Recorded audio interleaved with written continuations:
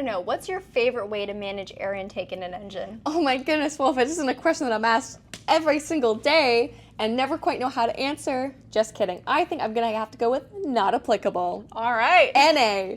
Just kidding. And hey everyone, welcome back to Trunk Talk. My name is Charlotte. My name's Gabi. And today we are talking about something that is very fun. But first, what car are we sitting in the back of? We are sitting in the back of a brand new 2025 Kia Carnival. Ooh, a van. And you may be wondering, what does this vehicle have to do with today's topic? Does Well, it have a turbo? Not yet, but you could always slap one in there. Yeah. Just kidding. So just like what Gabi said, today we're talking about the age-old debate of naturally aspirated versus turbocharged engines, and which one that you think that you may prefer in your vehicle. And a lot of it is actually going to come down to the vehicle that you're shopping for or looking at. And what you like best. And what you like best. So today we're going to break down what each of those types are, also some of the advantages, the disadvantages, and then it's also, I guess, just some of the maintenance tips for them too. So covering the full basis of everything today, and if you're worried and you're listening to this podcast because you think, oh my goodness, I don't know anything about cars, don't worry, this is for you, and we're going to help make it very easy for you to understand. And if you're a master mechanic, congratulations, we certainly aren't, but hopefully you'll have fun listening to this too. So to start off with the most simplest, I guess, differences, or what this even is, essentially we're talking about naturally aspirated engines versus turbocharged engines. And to their core, the main difference is how they actually are going to process air intake and compression.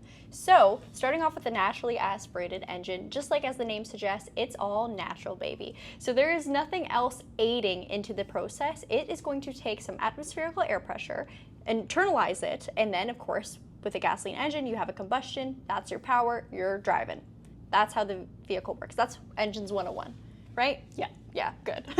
And then with that, with a naturally aspirated engine, it's definitely what you're more used to seeing. So if you're shopping around for cars and you don't hear the word turbo in the vehicle's breakdown, that kind of thing, chances are it's a naturally aspirated car. So to put it into perspective, I drive a Kia Forte. It's a 2-liter, 4-cylinder naturally aspirated car. It doesn't have any sort of turbocharger, supercharger, any of that stuff. So every time I turn on my vehicle, it is naturally taking in that air, compressing it through the engine, and driving the vehicle with it. This means I have more linear power, so there's no turbo lag, there's no boost that the car is waiting for. It's just operating on its own, and it's doing a pretty good job. When you're talking about performance vehicles that are naturally aspirated, I like to point out the Porsche 911 GT3 RS. It's just totally my price range. But that is a naturally aspirated sports car, a track weapon to be exact.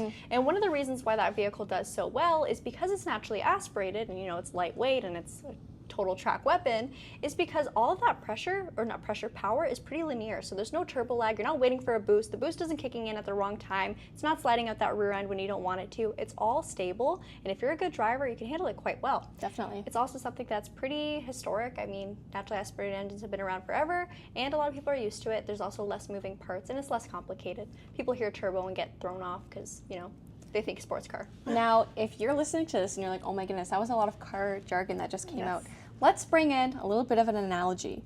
Now, today's episode was actually sent to us by Sam. Thank you, Sam, so much. Just like last week's episode, he actually went as far to compile a bunch of information and even send us something like a script, which a little bit of it we are pulling from today, and then, of course, filling in the gaps with some of our expertise and industry standards. But I will say one of the things I absolutely love that Sam included was a little bit of a parable to create some imagery with actually some of our staff members. So with our dealer principal and with our GM, Mr. Tim and Mr. Pat. So I want to read this for you guys. Mr. Tim and Mr. Pat are going for a morning run. Tim brings his oxygen can to help him breathe more air into his lungs, and because he's old. Just kidding. Tim, if you're actually, Tim doesn't know how a podcast works. Never mind. We're okay. Meanwhile, Mr. Pat just ran as he goes, breathing as fast as his lungs can inhale. Will both of them finish their morning run? Well, yes. Yeah. They will. Maybe. Because both engines, Mr. Tim and Mr. Pat, are good and can do their job properly. Yep. I love this. This is so funny, Sam. But probably, Mr. Pat will feel super tired and out of breath as he stops, while Mr. Tim might feel okay and not as tired as Mr. Pat. So basically, a turbo can add more power with a smaller engine size. It does help the weight to power ratio as efficiency is improved. But does that make Tim better just because Mr. Pat is more tired? Well, no. on that run, Tim needed to take the time to open the oxygen can, inhale the extra oxygen, which takes more time to do so, and sometimes it can take more time for the turbo to spool up and produce lag, baby. more power. Turbo lag. So hopefully, if cars aren't your thing, maybe the human body or running or exercise is. I think we can all relate with the human body. Yeah, we have one. Unless you're a YouTube or Spotify bot, you should Yeah, probably unless have you're a body. AI. So I guess that put things really well. Pat, in this instance, was just taking normal air. Yeah, normal atmospheric pressure, and his body was acting almost as a vacuum, absorbing that air, using it in its intake, and then pressure, gas, fire, everything. All of this is coming together, and it's creating energy, moving the vehicle forward. Tim, on the other hand, Tim's a turbo, okay? And if you've ever forced intake, baby. Yeah, if you've ever been into our dealership, you've seen Tim running around. You better believe Tim he's is turbo. turbocharged. Okay. But he does have some wind down time, and that's the transmission, the turbo spooling. Oh boy. So turbocharged engines work a little bit differently. It's still an engine. You still got gas, as long as it's a gasoline vehicle. There's medication for that. There are turbo diesels, but they're going to use a turbocharger, which essentially is a turbine. Essentially, it is going to run air through it, so air and then also exhaust. So if you think about it, when your vehicle is running, you do waste some energy, and then of course that goes through your exhaust. This vehicle is recycling some of that lost energy, and that's why turbos are also used in efficient vehicles. They're not just for performance cars, they're not just for, And that I think is a huge thing that people may not understand, is because it's forcing that intake. Yeah. It's going to give you better fuel efficiency. It's allowing it to do a little bit less work. Yeah. Which I think is something that is really cool. And again, a lot of people don't necessarily think about. Yeah, people shopping for a car, even a first car, I want to say just an example. I remember shopping with my dad, and I was looking at a Turbo Optima, and that car was a little bit more on the sporty side. It was 276 horse, and I did not need that. But if a Chevy Cruze, 1.4 liter turbocharged engine. That is not a sports car. Oh, yeah. That is an efficiency turbo. Girl, what do you mean? Efficiency turbo. Let me just say that. That car does great on gas, but it's not doing anything else, really. Okay, so the turbo essentially forces extra air into that intake, and that extra air is extra power, and some of it is recycled, so extra efficiency. Obviously, if you're talking about a supercar, I'm going to mention maybe a 488. Yeah, that's not efficient, but it is powerful. Fun. And then, of course, with the turbocharged engine, you could have a smaller displacement engine. So I could have a 1.6 liter turbo Kia Seltos and then compare it to a 2 liter naturally aspirated, so higher displacement. I'm getting more power out of that turbocharged Kia Seltos and only a little bit more fuel consumption, just a little bit. So that's quite nice. And yeah, it's forced induction, so it's bringing more power in, throwing it into there, and the vehicle is, of course, responding accordingly. And then, of course, when you are comparing something like a normal vehicle, just an everyday commuter versus a performance car, things do get a little bit more picky, but we'll talk more on that later. Charlotte, are there any cons for either or? Yeah, so let's talk about a little bit of the disadvantages. So I'll start with turbo. So Gabi mentioned turbo lag, which is definitely something that is very real in place. Turbo lag. Turbo lag. Turbo lag. And sometimes you can definitely feel it when you are driving it. And honestly, because you can have a little bit of a delay between the throttle application and then also just like the turbo's response to your application, basically, especially when you are at a lower RPM. So it is something that definitely shines when you do have a higher RPM. Sometimes that lower can feel a little bit more, not like sluggish, but a little laggy. It's you got to find the sweet spot, but once you find that sweet spot, it almost feels like a boost that puts you in the back of your seat. Again, if it's a performance turbo, if it is an efficiency turbo, yeah, if it's a Chevy Cruze, you might not feel that, but you definitely feel a little bit more power, especially on a straightaway or a straight line. Where sorry, you continue. I was just gonna say, with the naturally aspirated car, you have to rev up the car a little more. Definitely, it's more linear. There's no spike, if that makes sense. No dips, no spikes. It's just meow, meow, meow, meow. Is that the sound it makes too? Yes. Thank you. This one is pretty standard. When you are adding more parts to a vehicle, obviously it's going to be more complex to repair and more. It can generally cost a little bit more to repair as well. Now, obviously, a turbo isn't something that's necessarily a brand new invention. tech, yeah. So with that is obviously things have evened out when it comes to pricing, and there's going to be affordable options. There's going to be OEM options. There's going to be aftermarket options. Really anything to kind of fit your price bracket and pretty much all mechanics are going to be fine to work on it. So let's share a little bit about the disadvantages of a naturally aspirated engine. And a lot of them we have already touched on, but now we'll just put them in a nice little succinct order for you guys. So one of them is going to be limited power output, and Gabi has already really talked about this, but they can't really match the power output of a similarly sized turbocharged engine. So that is something that you are going to face when you are test driving, or if you get the opportunity to drive like a naturally aspirated versus a turbocharged vehicle, definitely do it. Like, see if you can feel the differences for yourself and feel what we're talking about too. Also, when it comes to naturally aspirated, you are going to see lower efficiency at a higher RPM. Again, Gabi already talked about this, and it's just, you know, higher RPMs under a heavier load. They may not be as operating efficiently, that's what I'm looking for, as the turbocharged variants that they may face. For sure. So, but what do you think about maintenance? Maintenance, okay, when it comes to maintenance, obviously if you have a turbocharged engine, there's going to be more moving parts, like Charlotte said earlier, and a little bit of extra care. Definitely want to make sure you follow the maintenance on your vehicle, especially if you're driving a performance car. Obviously, put the correct fuel grade in your vehicle for sure. It's very often that turbocharged engines require a better fuel grade, and then of course if you're driving some sort of luxury vehicle, if there's a reason why they say use this fuel measure on the fuel cap, just please do it. Please, please, please do it. And then even more so I with the fill my diesel. Ferrari up with diesel. With the diesel, turbo diesels, please. Oh, I shouldn't even have to say this, but obviously put diesel in your car. There we go. Okay. So proper fuel grade is something, again, you still want to do your routine oil changes. We talked about this in our previous episode, but also allowing for a proper warm-up period, but also a proper cool-down period for your car too. So that is something I would definitely recommend, despite what engine it is. But how do you know which engine is the right engine for you? Well, I think it really comes down to what kind of vehicle you're shopping for. If you're shopping for a Kia Seltos, for example, it might make sense for you to get the turbo, it might not. Fuel efficiency is slightly more on the, not fuel efficiency, fuel consumption is slightly more on the turbocharged. So even though I spoke a lot about efficiency, it's gonna suffer a little bit more, and that is because, well, that car, it's all-wheel drive too, it's an SUV, it's not meant to be a super efficient car.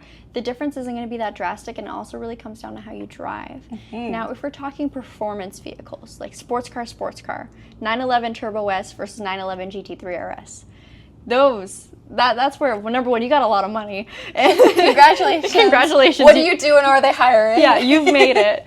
But that's where things get a little more technical, and it really comes down to personal preference. Definitely. So on performance cars especially, a 911 Turbo S is going to have that put you in the back of the seat, make you smile kind of feel. And I've recently had the chance to drive one this past weekend, and let me tell you, I was grinning. Okay, so with the vehicle like that, very impressive speed. Obviously, when you get higher up in those RPMs, you're going to feel that boost, and that car is just going to pin you, and it's going to be a ton of fun to drive. GT3 RS, for example. Now that is going to be a naturally aspirated engine, and that thing handles corners like a maniac. It also comes down to the driver too.